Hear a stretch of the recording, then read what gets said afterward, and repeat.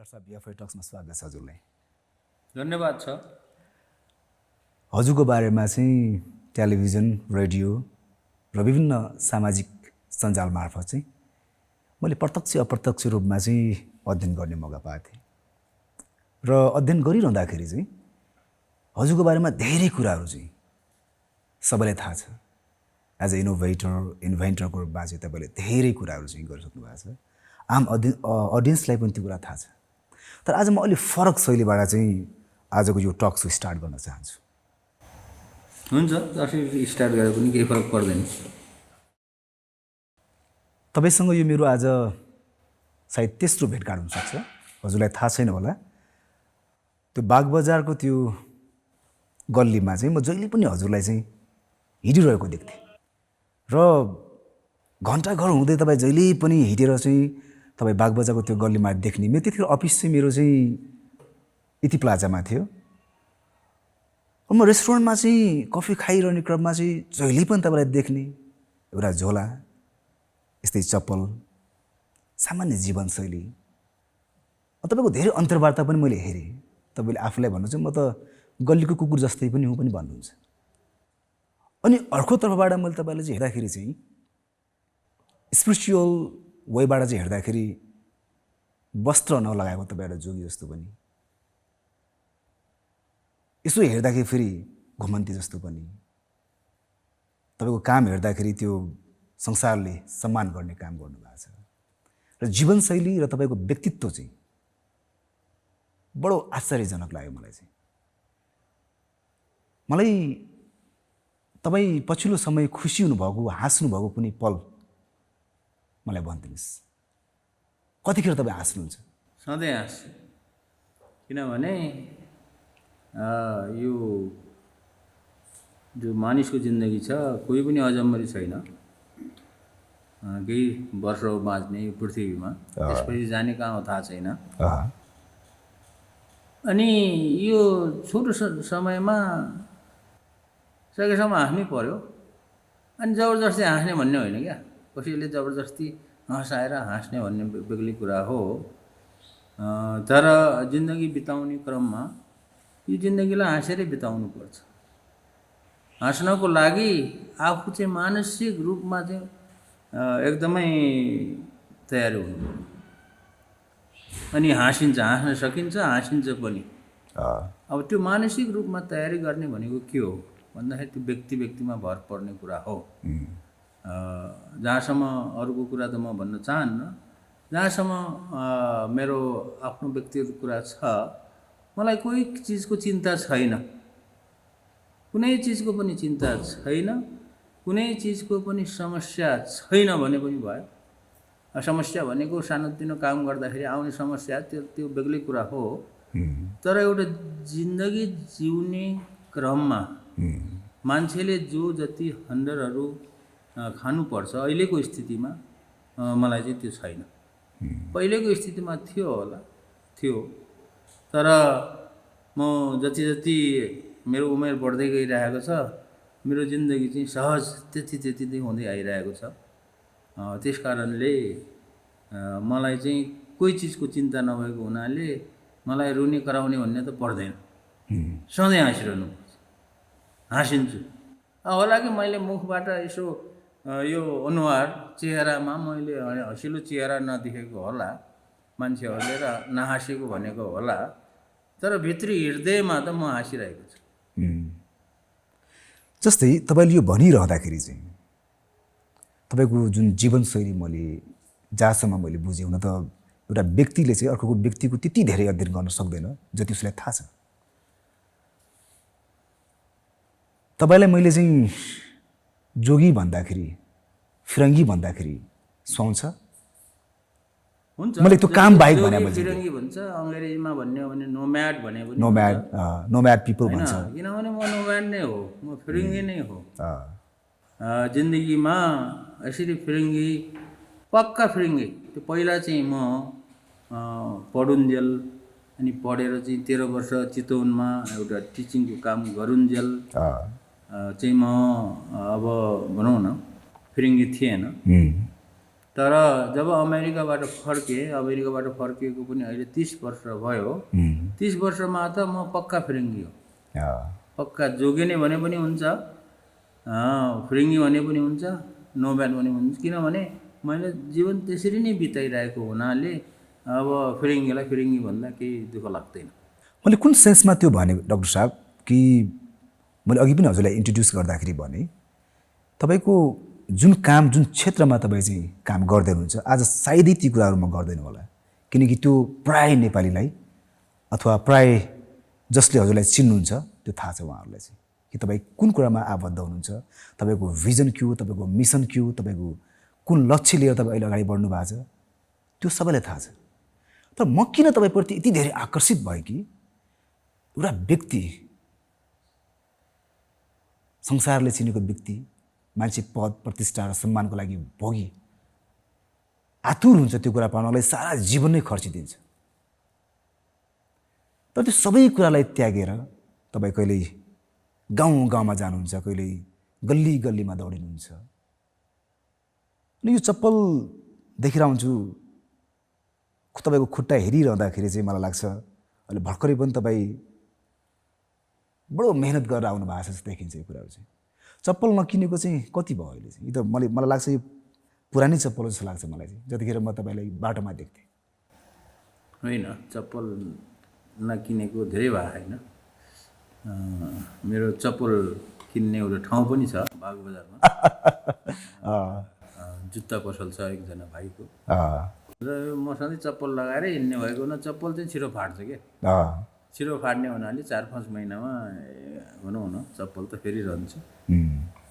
अब जहाँसम्म जीवनशैलीको कुरा छ, यो जीवनशैली यो अहिले जुन रूपमा मैले हिँडिरहेको छु यो मैले पछि चेन्ज गरेको होइन क्या।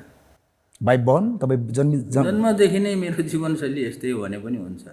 यो उदाहरणको नाममा के दिन्छु भने कोही कोही मान्छेहरू अब जन्मँदाखेरि हुने खाने परिवारमा जन्मेर एकदमै पैसा कमाएर होइन पैसा भएकोहरूको चाहिँ जीवनशैली अब एकदमै ठाँटबाटसँग हिँडेको देखिन्छ। र त्यस्ता व्यक्तिहरू पनि पछि गएर आफ्नो जीवनशैलीलाई कुनै घटनाले अथवा कुनै कारणवश उनीहरूले चाहिँ आफ्नो जीवनशैलीलाई चाहिँ बदलेर एकदमै साधारण जीवनशैली बिताएको पनि देखिन्छ होइन। त्यो हुने खानेहरूको कुरा भयो। तर मेरो लागि त्यस्तो होइन।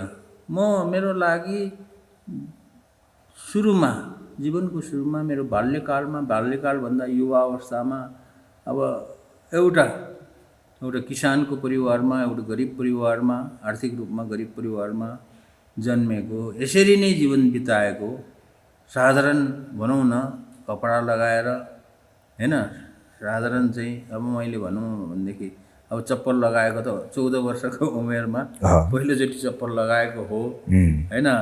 अब त्यो उहिले हाम्रो जमानामा चाहिँ त्योभन्दा पहिले खाली खुट्टा नै हुन्थ्यो। त्यो म मात्र होइन, पहाडमा हिँड्ने त्यति बेलाको समयमा जो पनि कसैले पनि अब भनौँ न 95% मान्छेले जुत्ता लगाउँदैन थियो उहिलेको जमानामा। सबै खाली खुट्टा हुन्थ्यो। कहिले मात्रै अलि हुने खानेहरूले मात्रै जुत्ता लगाउँथ्यो, हामी पनि देख्थ्यौँ। त्यसरी हिँडियो। अब उहिलेको जमानामा अहिलेको जस्तो नाना किसिमका कपडाहरू हुने थिएनन्।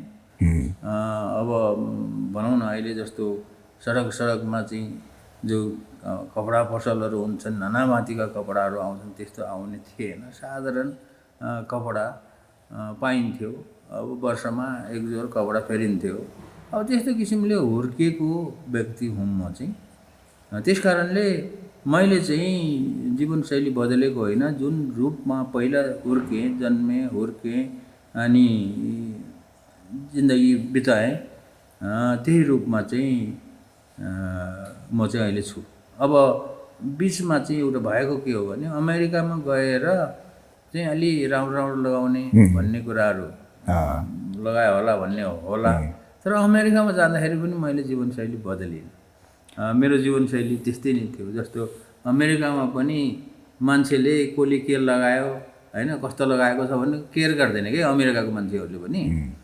जस्तो युनिभर्सिटीमा पढ्न जाँदाखेरि पनि कस्तो लगाएर पढ्न गयो हुन्छ, चप्पल लगाएर हुन्छ गयो हुन्छ, होइन, टी सर्ट लगाएर गयो हुन्छ। त्यहाँ कसैले ख्याल नराख्ने हुनाले जहाँ पनि मेरो जीवनशैली चाहिँ बदलिएन।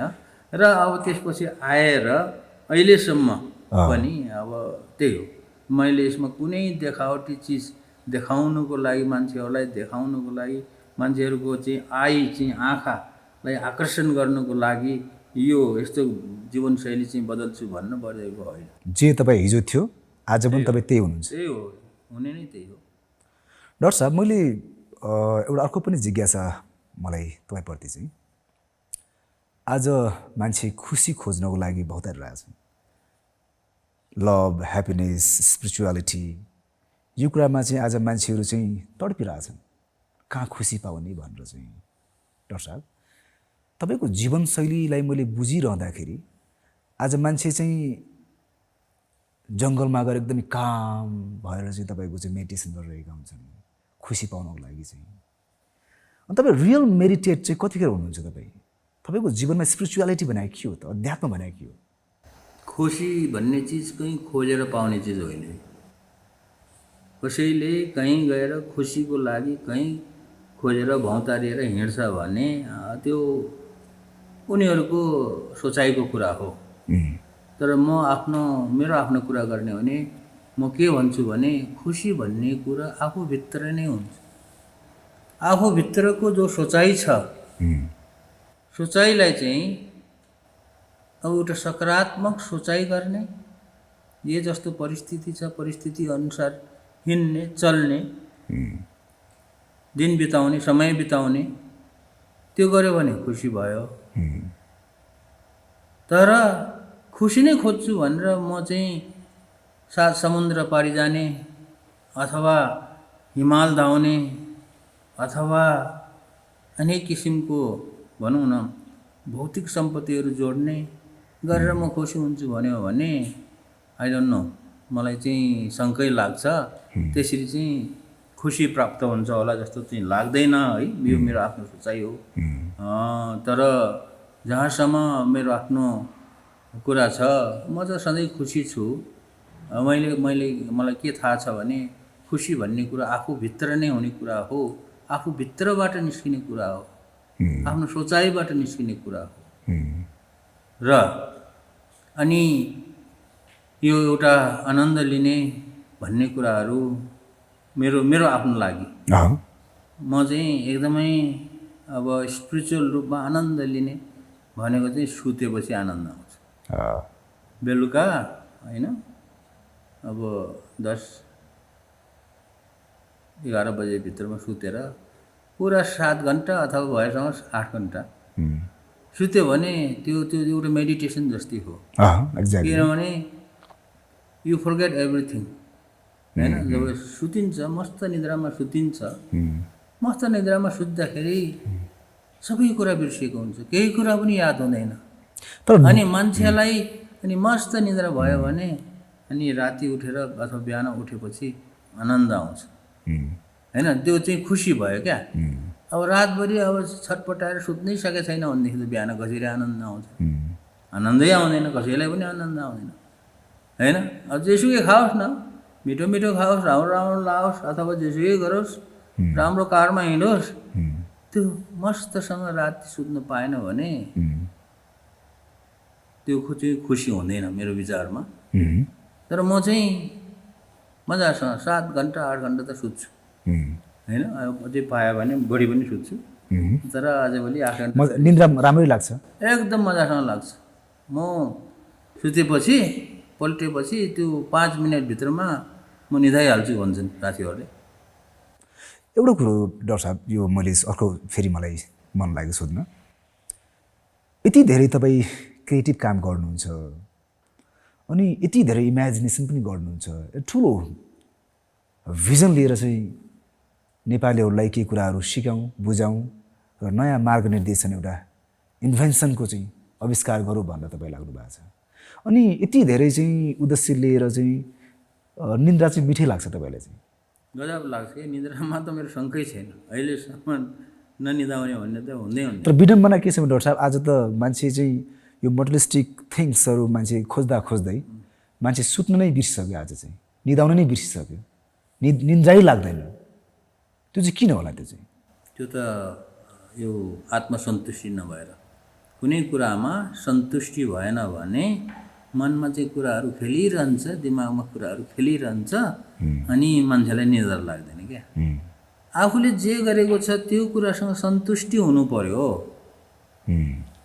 सन्तुष्टि हुनु पर्यो। अब भनेको जस्तो हुँदैन कसैको, यस जिन्दगीमा कोही मान्छेको पनि हैन भनेको जस्तो हुँदैन। ल भनौँ न, अब रामचन्द्रको कुरा, रामको पनि त भने जस्तो भएन होला, कृष्णको पनि त भने जस्तो भएन होला, कसैको पनि भने जस्तो हुँदैन हैन। भगवान् बुद्धको पनि भने जस्तो भएन, भने जस्तो त कसैको पनि हुँदैन। तर जे भयो भने जस्तो भएन भने पनि, अथवा आफूले सोचेको आफूले चाहेको जस्तो कुराहरू भएन पनि भने पनि अब ठिकै छ, अब भएन भनेर जो मान्छेले सन्तुष्टि लिन सक्छ अनि उसलाई त्यो निद्रा भन्ने आइरहन्छ क्या। अब मनै सन्तुष्टि छैन भने, त्यही कुरा मनमा खेलाइराख्यो भने, त्यही कुरालाई घोटिराख्यो भने निद्रा त कहाँबाट आउँछ र? अनि सुत्ने कसरी? एक्ज्याक्टली। त्यस कारणले मैले त्यो केही कुरा वास्ता गर्दैन, म चाहिँ जे छु सन्तुष्ट छु। जस्तो उदाहरणको लागि, ल मान आज मैले खान पाएन, भोकै भयो, अब भोकै भएँ भनेर चाहिँ त्यही कुरालाई मनमा खेलाइराखेर राख्यो भनेदेखि त निद्रै आउँदैन। अब ठिकै छ, आज खान पाइएन, भोलि त खान पाइएला नि भन्नु सन्तुष्ट त हुनु पऱ्यो नि। एक्ज्याक्टली। हिजो पनि त खाएको थियो नि, आज एक साग नखाएर के हुन्छ जिन्दगीमा, अथवा दुई साग नखाएर के हुन्छ भन्ने किसिमले सन्तुष्टि लिनु पर्यो, अनि त निद्रा लाग्छ। मेरो सोचाइ चाहिँ डक्टर साहब, मलाई के लाग्छ भने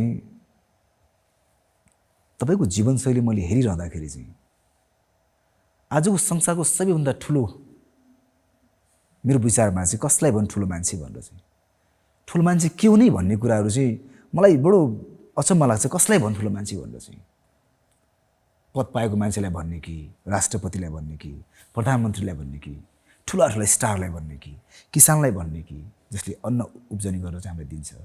अनि तपाईँले जुन प्रकारको आफ्नो एउटा अभियान चलाउँदै हुनुहुन्छ, नामको लागि पनि होइन, नाम त अलरेडी तपाईँ चाहिँ कमाइसक्नु भएको छ, र मलाई लाग्छ तपाईँ सायदै यो पृथ्वीको एक फनको घुमिसक्नु भयो होला, धेरै कन्ट्रीहरू घुमिसक्नु भयो होला, धेरैवटा युनिभर्सिटीमा तपाईँले लेक्चर दिनुभयो होला, ठुला चाहिँ प्रोफेसरहरूसँग, डक्टरसँग चाहिँ, प्राइम मिनिस्टरसँग तपाईँले सङ्गत गर्नुभएको होला। तपाईँ गाउँ पनि जानुहुन्छ, फेरि गाउँको जीवनशैली पनि तपाईँले अध्ययन गर्नुभएको छ, र तपाईँको दृष्टिकोणमा कसलाई भन्नुहुन्छ तपाईँ ठुलो मान्छे?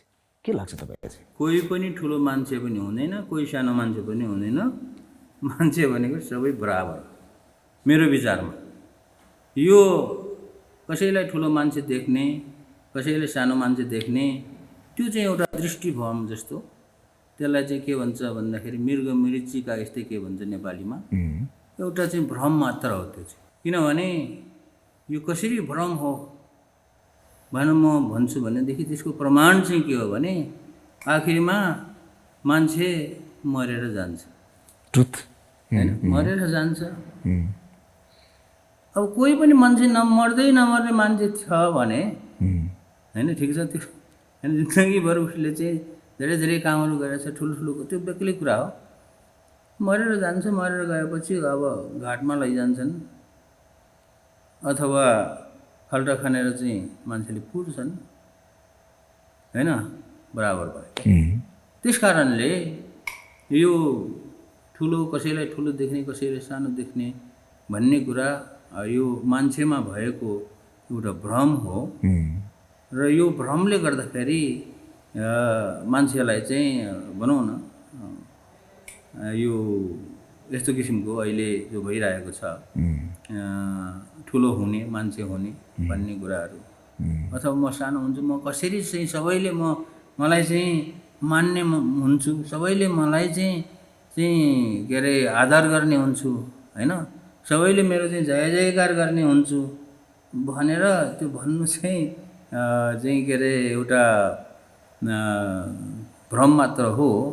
तर त्यस कारणले मैले चाहिँ सबैलाई बराबर देख्छु, चाहे त्यो नेपाली होस्, चाहे अन्य मुलुकको होस्, होइन, चाहे जुनसुकै जातिको होस्, जुनसुकै वर्णको होस्, मेरो लागि चाहिँ सबै चाहिँ बराबर हुन्छन्। त्यस कारणले अब मलाई चाहिँ धेरैले के भन्छन् भने यो मान्छे घमण्डी छ भन्छन्। अलिकति ठुलो मान्छेहरूलाई पनि आदर गर्दैन, नमस्ते गरे पनि फर्काउँदैन पनि भन्छ, होइन। तर यो चाहिँ मेरो आफ्नो सोचाइ हो, किनभने म त सबैलाई केही ठुलो पनि देख्दैन, सानो पनि देख्दैन, सबै म जस्तो बराबर देख्छु। त्यस कारणले अब सबैलाई चाहिँ एउटै किसिमको व्यवहार गर्ने कारण चाहिँ त्यो हो। भनेपछि हामी भ्रममा छौँ। ब्रह्म पक्का हो। ठुलो सानो धनी गरिब भन्ने कुराहरू सबै खुसी बेखुसी भन्ने कुराहरू सब भ्रमको कुराहरू हो। अब ठिकै छ, यो भ्रमले गर्दाखेरि यो संसार चलेको छ, होइन। भ्रम हुनु भनेको गलत कुरो भएन, होइन। तर मेरो विचारमा हामी सबै भ्रममा भएको। अनि अर्को कुरा भने तपाईँको अहिलेको चाहिँ जस्तै मान्छे जिउनको लागि त अल्टिमेट त मान्छेको अन्तिम भनेको त बाँच्नु नै हो, सबैभन्दा ठुलो कुरा त, होइन। जतिसुकै हामी चाहिँ भौतिक कुरा गरे तापनि त्योभन्दा धेरै ठुलो कुरा भनेको त जिउनु नै हो, होइन। काठमाडौँमा तपाईँ बस्नुहुन्छ, कहिले गाउँमा बस्नुहुन्छ, कहिले विदेश जानुहुन्छ। तपाईँ काठमाडौँमा बस्दाखेरि तपाईँको एक महिनाको तपाईँको चाहिँ खर्च कति हुन्छ? तपाईँ बाँच्नको लागि मात्र तपाईँ गर्नु भने तपाईँको ठ्याक्क खर्च भन्नु। किन यो मैले किन भने भने साधारण नेपालीहरूको जीवन र आर्थिक स्थिति भनेको एकदमै सायद कमै छ प्रायः गाउँबाट भने, किन हाम्रो पनि बिलोङ्स त्यहीँबाट भएको हो। उनीहरूलाई पनि त्यो मोटिभेट हुनसक्छ कि कम खर्चमा पनि कसरी बाँच्न सकिन्छ। कति छ तपाईँको खर्च चाहिँ? पहिलो कुरा त यस्तो खर्च भन्ने कुरा अब विभिन्न चिजमा, विभिन्न शीर्षकमा हुन्छ भनौँ। अब पहिलो कुरा आफूले जस्तो मैले खाने लगाउने कुरामा त मेरो खर्च नै हुँदैन। मैले केही समय अगाडि पटक भनिरहेको छु मिडियामा कि मैले यो कपडाहरू नकिनेको त 30-32 वर्ष भइसक्यो। अरूले जे कपडा दिन्छन् त्यही कपडा लगाइहाल्छु, त्यो चढिहालेको छ, कपडामा मेरो खर्च भएन, होइन। दोस्रो कुरो, खानामा म चाहिँ डुल्ने मान्छे भएको हुनाले, कहिले कता डुल्ने मान्छे भएको हुनाले, गाउँमा डुल्ने मान्छेहरू, अब यही सहरमा पनि डुल्ने मान्छे भएको हुनाले जहाँ गयो त्यही खाना दिन्छ। अब खानामा यति खर्च हुन्छ भन्ने कोही छैन भनौँ न। हो, कहिले भएको बेलामा अथवा कुनै समयमा चाहिँ भोक लागेको बेलामा रेस्टुरेन्टहरू छ भने अब त्यहाँ गएर भात खाइहाल्ला अथवा त्यहाँ गएर खाजा खाइहाल्ला, त्यो कहिलेको कुरा हो क्या। अधिकांश समय म चाहिँ कहीँ न कहीँ हुन्छु, कोही न कोही समय कोही साथीसँग हुन्छु, कोही परिवारसँग हुन्छु। त्यसो गर्दाखेरि मलाई चाहिँ त्यो खानामा खर्च लाग्दैन भने पनि भयो। अब रह्यो बस्नको लागि चाहिँ यो कोरोनाको महामारी आउनुभन्दा अगाडि पहिलो कुरा त यो भनौँ न यो 2015 इस्वी सम्बन्धमा यो जुन भूकम्प आयो, भूकम्प आएको समयभन्दा अगाडि चाहिँ मैले नेपालमा के अरे झन्डै 23 वर्ष बिताएको थिएँ। 23 वर्षसम्म म कुनै पनि ठाउँमा एक हप्ताभन्दा बढी बसेको थिएन, त्यो रेकर्डै थिएन। किन? त्यो चाहिँ घुम्ने भएर, कामै घुम्ने भयो। कहिले यो ठाउँमा, कहिले त्यो ठाउँमा, कसैले विश्वास लाग्ला नलाग्ला 23 वर्षसम्म म त घुमिरहन्थेँ। एक ठाउँमा कन्सिस्टेन्टली बसेको थिएन, एक हप्ताभन्दा बढी बसेकै थिएन, रेकर्डै थिएन, होइन। 15 भन्दा अगाडि। अब यस्तो घुम्ने मान्छेलाई त बस्ने ठाउँ त चाहिएन, अनि कहाँको त्यो, अनि खानेकुरा पनि म जहाँ गयो खान पाइन्थ्यो, होइन। तर मेरो चाहिँ बस्नमा खर्च हुने भनेको के छ त भन्दाखेरि, मेरो आफ्नो व्यक्तिगत रूपमा बस्नमा खर्च हुने भनेको बागबजारमा मेरो एउटा कोठा छ। त्यो अहिले पनि छ कि? त्यो अहिले पनि छ, तर म त्यहाँ नबसेको यो कोरोनाको समयदेखि बसेको छैन, ए तर पनि कोठा छ। भाडा पे त्यो भइरहेछ नि। कोठाको भाडा होइन 5,000 रुपियाँ तिर्नुपर्छ, त्यो बेग्लै कुरा मन्थली चाहिँ होइन, तिरिरहेको छु। त्यो पनि अब आफ्नै मान्छेको घर भएको हुनाले त्यो त्यति उ छैन। त्यो हो खर्चको कुरा। अब जहाँसम्म यो त मेरो आफ्नो व्यक्तिगत कुरा भयो। अब जहाँसम्म मेरो पारिवारिक खर्चको कुरा छ, मेरो श्रीमती छन् अनि 2टा छोरीहरू छन्। 2टा छोरीहरू चाहिँ अब एउटाको त पढाइ सिद्धियो होइन, अब एउटाको त पढ्दैछ। उनीहरू चाहिँ पोखरामा भाडाको घरमा बसेको छन् कोठा लिएर। अब त्यही हो, महिनामा उनीहरूको फिस यताउता गरेर 15-20 हजार रुपियाँ खर्च हुन्छ। र त्यो खर्चको लागि फेरि मैले के अरे उस गर्नु पर्दैन, मैले चाहिँ चिन्ता गर्नु पर्दैन मलाई, किनभने साथीहरू छन्, साथीहरूले सहयोग गरिरहेको छन्। त्यस कारणले यो एउटा जिउनको लागि यो धेरै खर्च चाहिँ पर्दैन। र जिउनको लागि चाहिँ अब एउटा सामाजिक काम गऱ्यो भने एउटा स्वच्छ हृदयले, जहाँसम्म मान्छेहरूले जान्न चाह्यो भने म के भन्न चाहन्छु भने तपाईँले राम्रो काम गर्नुहोस्, जानेर अथवा नजानेर राम्रो काम गर्नुहोस्, समाजलाई फाइदा हुने काम गर्नुहोस्, आफ्नो समुदायलाई फाइदा हुने काम गर्नुहोस्। तपाईँले चाहिँ जिउनको लागि खर्चको के अरे चिन्ता गर्नु पर्दैन। यो मेरो आफ्नो जीवनको कुरा भयो क्या होइन। जस्तो म अमेरिकाबाट फर्केर आएको अहिले 30 वर्ष भयो। 30 वर्षसम्म मैले नोकरी गरेको छैन, 1 रुपियाँ पनि कमाएको छैन, कसैको तलब पाएको छैन। अनि यो 30 वर्षसम्म मैले चाहिँ कुनै व्यापार व्यवसाय गरेको छैन।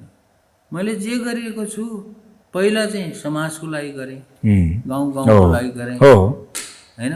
23 वर्षसम्म त म गाउँको लागि गरेँ। अब अहिले भनौँ न 4-5 वर्ष भयो राष्ट्रिय आविष्कार केन्द्र खोलेर यो देशको लागि भनेर गरिरहेको छु। अब सबैले सहयोग गरिरहेका छन्, सबैलाई थाहा छ यो मान्छेको केही पनि छैन, कमाइ पनि छैन, यो मान्छेको आम्दानीको स्रोत छैन, यो मान्छे मर्ला नमरोस् भनेर त खुवाइरहेको छ, पालिरहेको छ। अनि मलाई के को चिन्ता छ र? केहीको पनि चिन्ता छैन है। मैले भने नि आत्मसन्तुष्टि हुनुपर्छ, म सन्तुष्ट छु, किनभने मलाई चिन्तै छैन। म कोही भोकाउँला भन्ने चिन्ता पनि छैन। अब म कहीँ जाँदाखेरि कहीँ अड्काउँला कि भन्ने चिन्ता पनि छैन।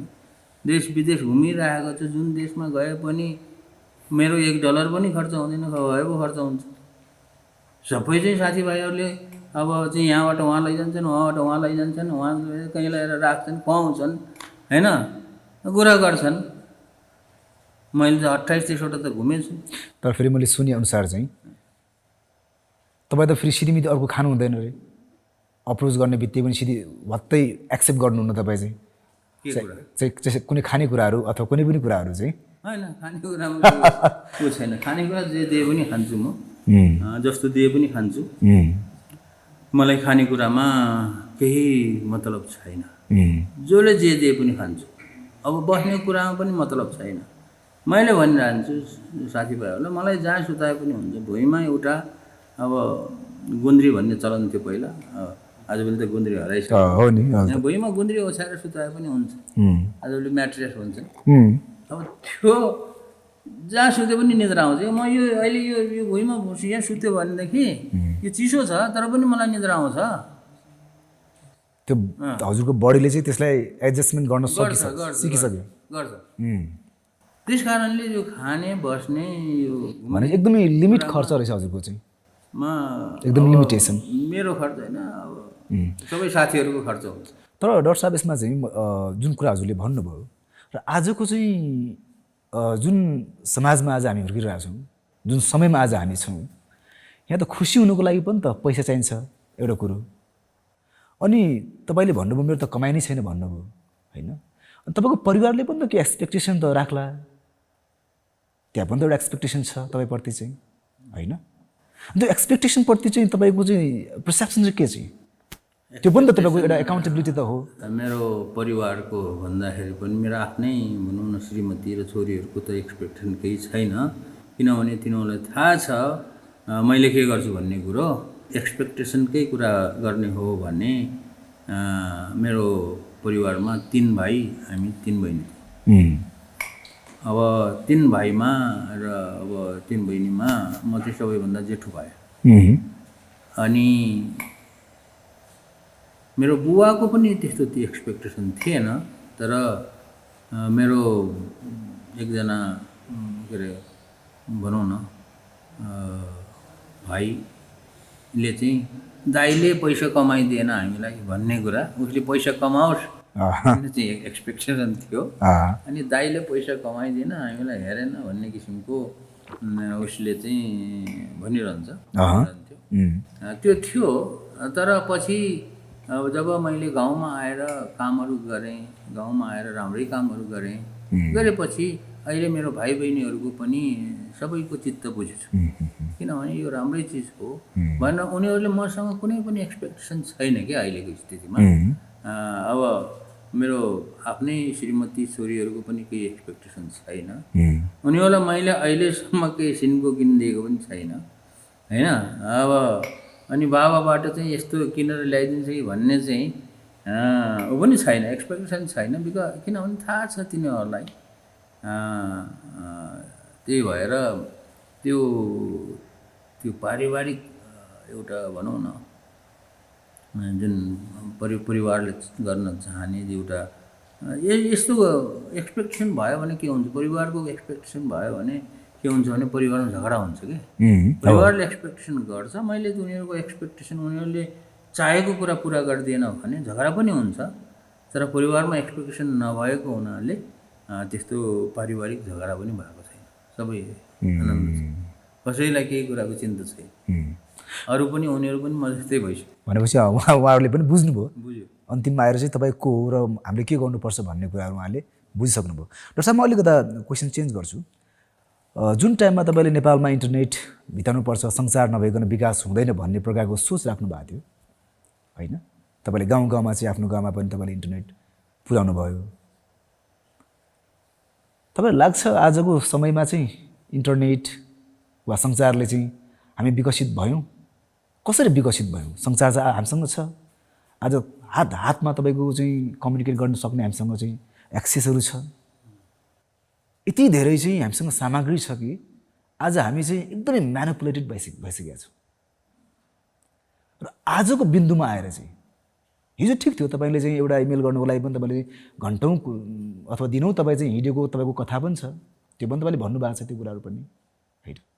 संसार नभएसम्म चाहिँ विकास हुँदैन, कम्युनिकेट नभएसम्म चाहिँ तपाईँको चाहिँ प्रब्लमको समाधान हुँदैन भन्ने पनि तपाईँले त्यतिखेर भन्नुभएको थियो।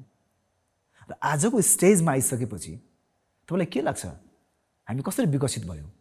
संसार भएर मात्र हामी विकसित भयौँ? आज जुन गाउँमा तपाईँले इन्टरनेट तपाईँले सुरुवात गर्नुभएको थियो नागीमा चाहिँ, म्याग्दीको नागीमा चाहिँ, आज त्यहाँको अवस्था के छ आज चाहिँ?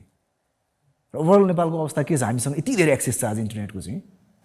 इन्टरनेटकै कुरा गर्ने हो भने यो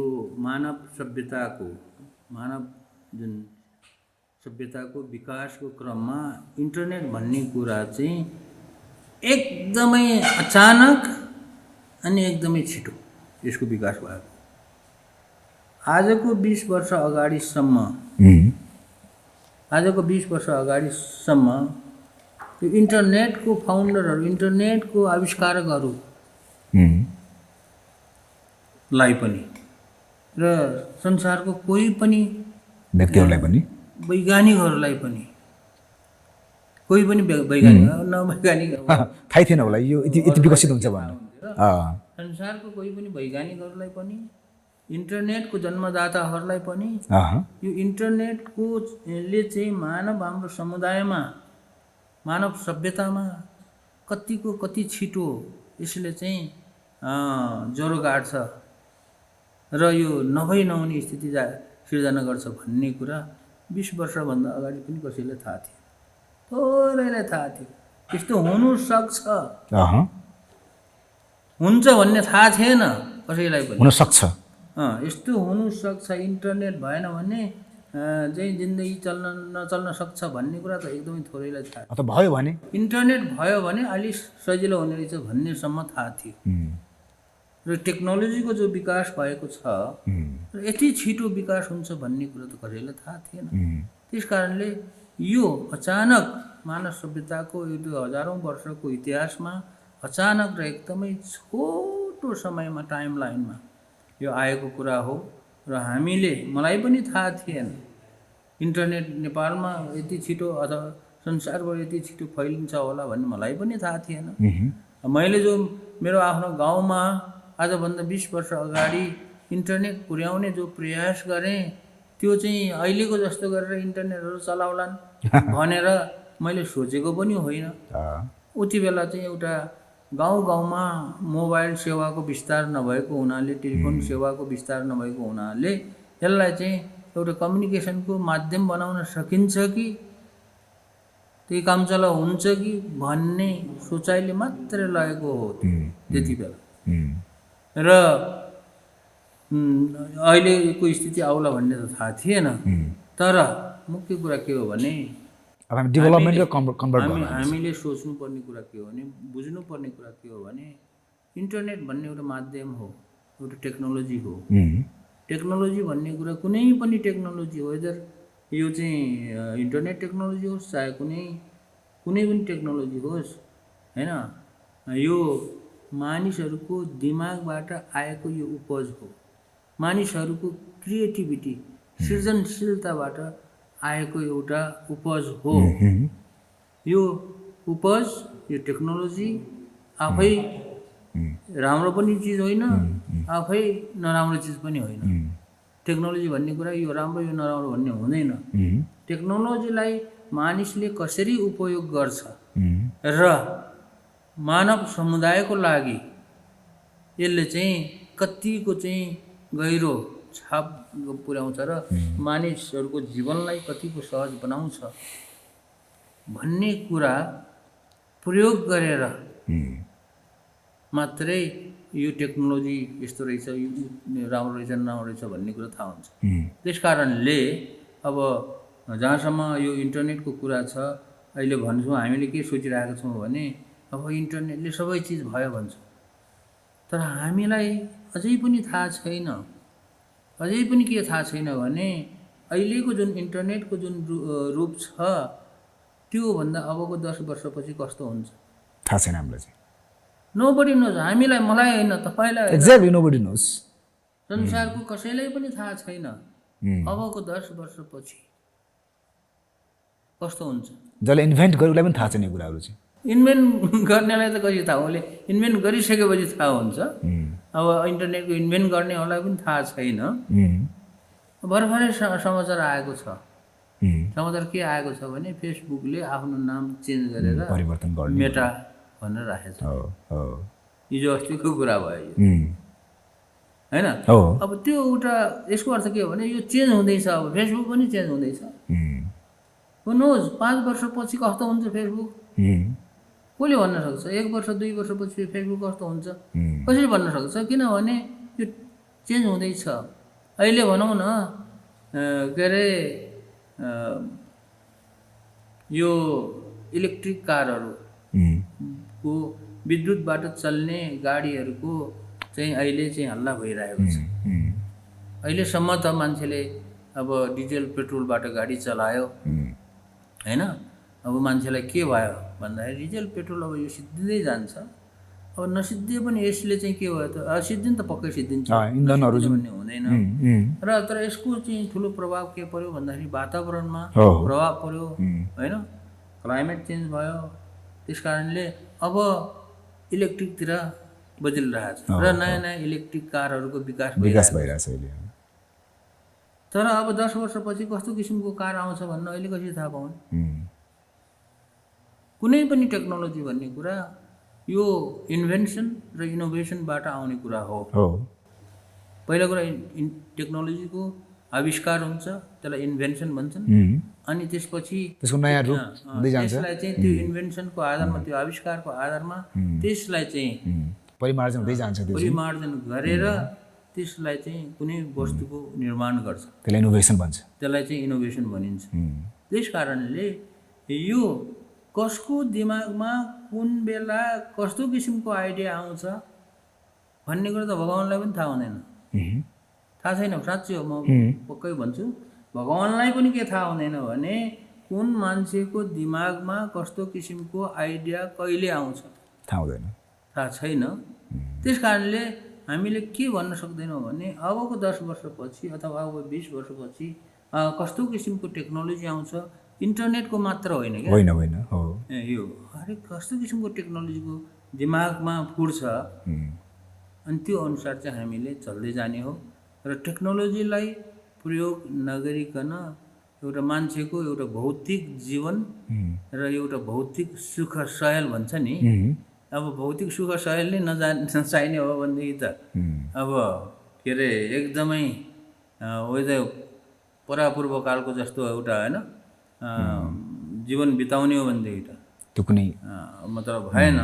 तर अबको जमानामा भौतिक सुविधा लिएर एउटा भौतिक सुख शैलको जीवन बिताउने हो भने हामीले उचित तरिकाले टेक्नोलोजीलाई चाहिँ प्रयोग गर्नुपर्छ, टेक्नोलोजीको चाहिँ विकास हामीले नै गर्नुपर्छ।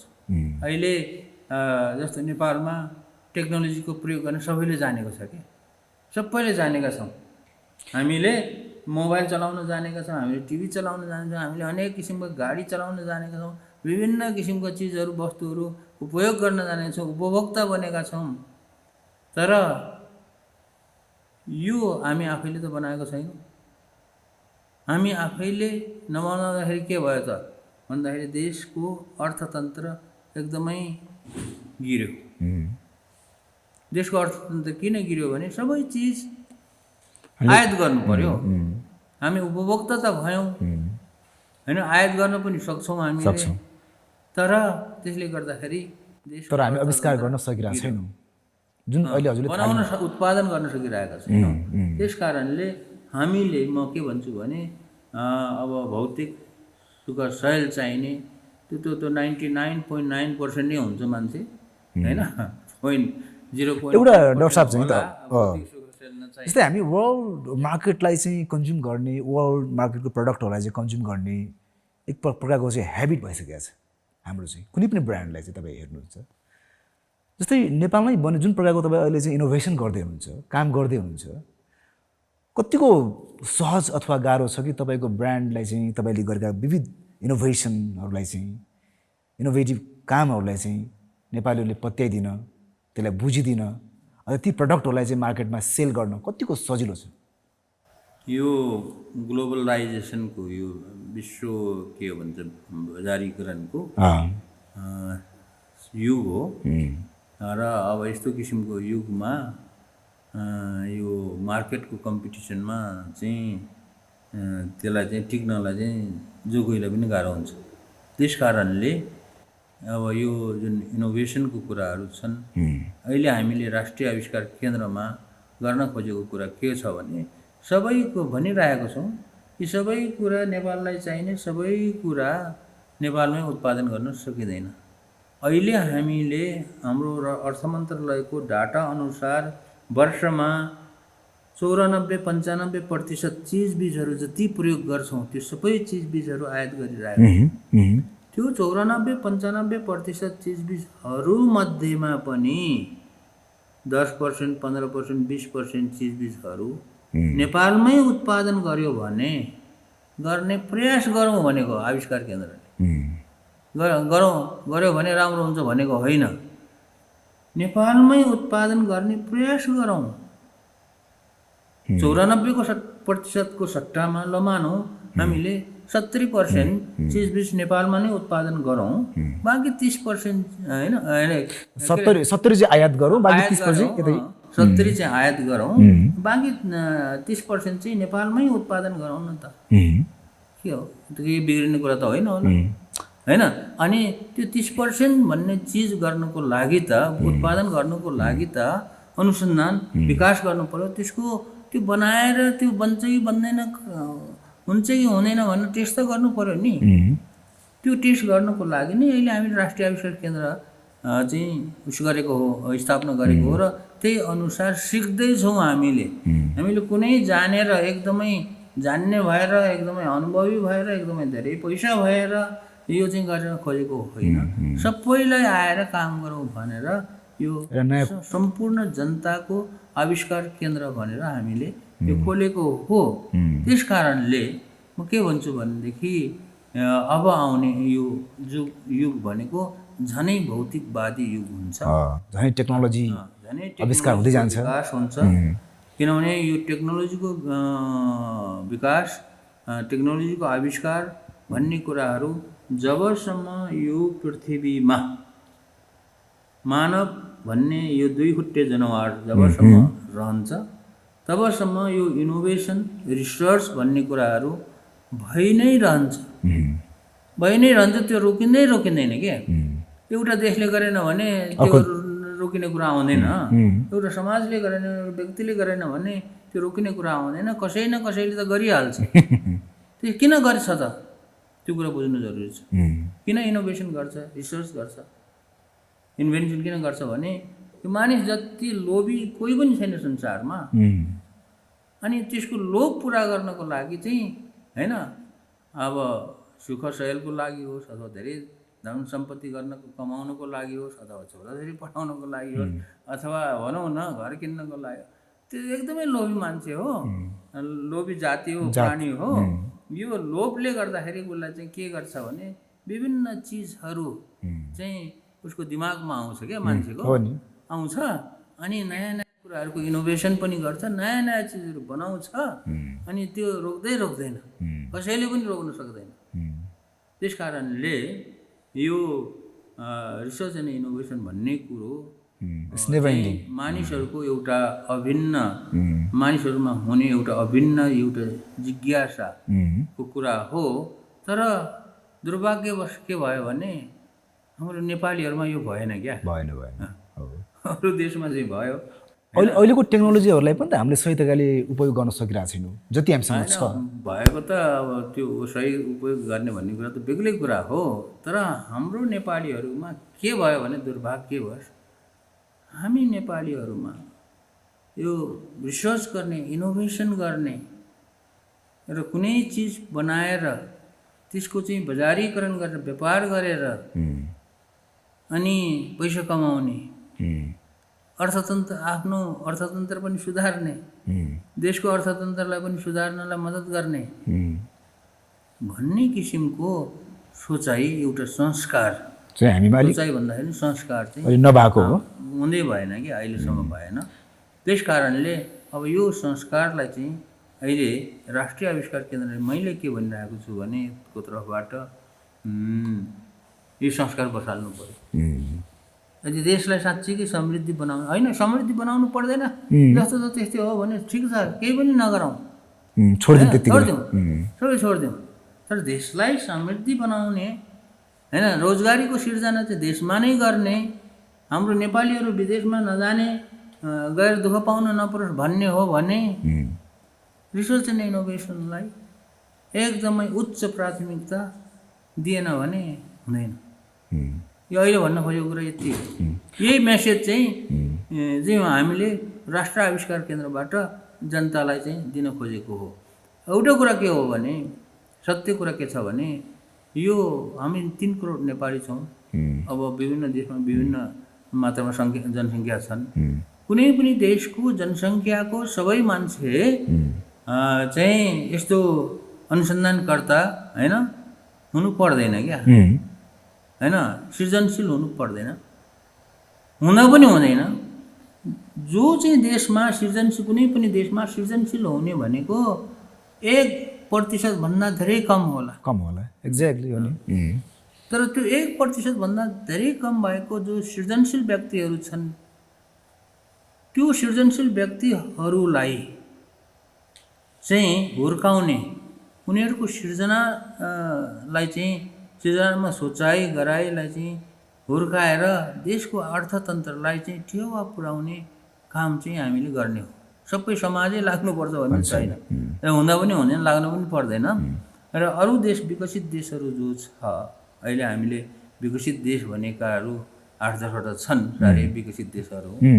ती विकसित देशहरू कसरी विकसित भए, उनीहरूको अर्थतन्त्र कसरी चाहिँ बलियो भयो भन्ने कुराको मुख्य जरा चाहिँ के हो त भन्दाखेरि उनीहरूले रिसर्च एन्ड इनोभेसनलाई एकदमै उच्च प्राथमिकता दिन्छन्।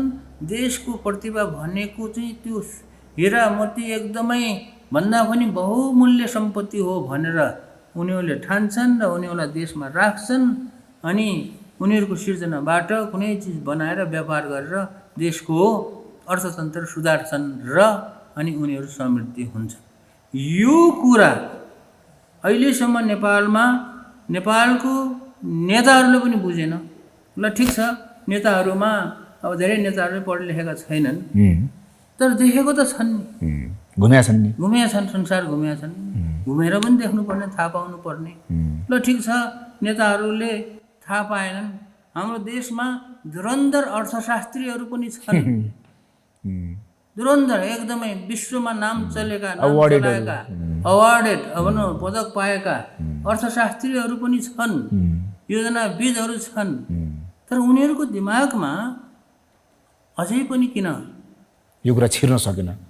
यो अनुसन्धान तथा विकास भन्ने कुरा महत्त्वपूर्ण कुरा हो र देशको प्रतिभा भएको सृजनशील व्यक्तिहरू भनेको सबैभन्दा महँगो, सबैभन्दा एकदमै महत्त्वपूर्ण सम्पत्ति हो, हैन?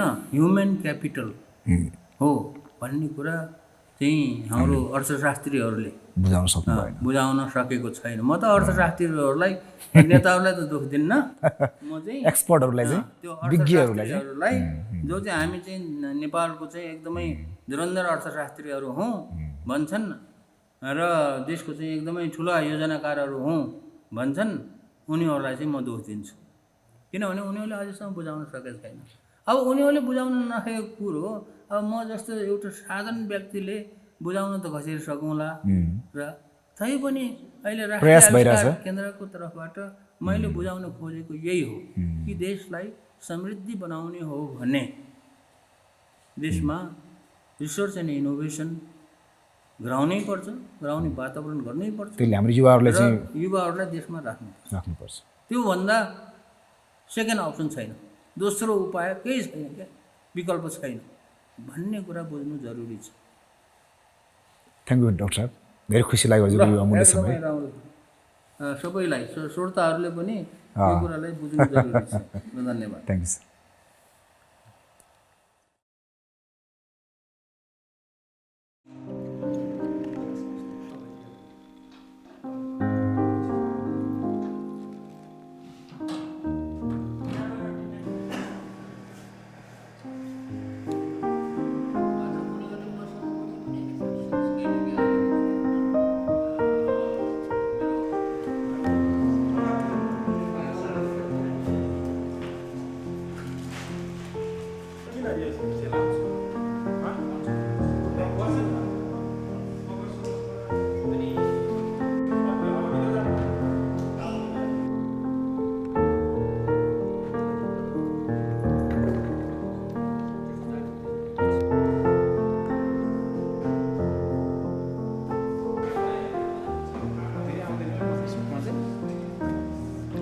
लाइट अफ गरौँ।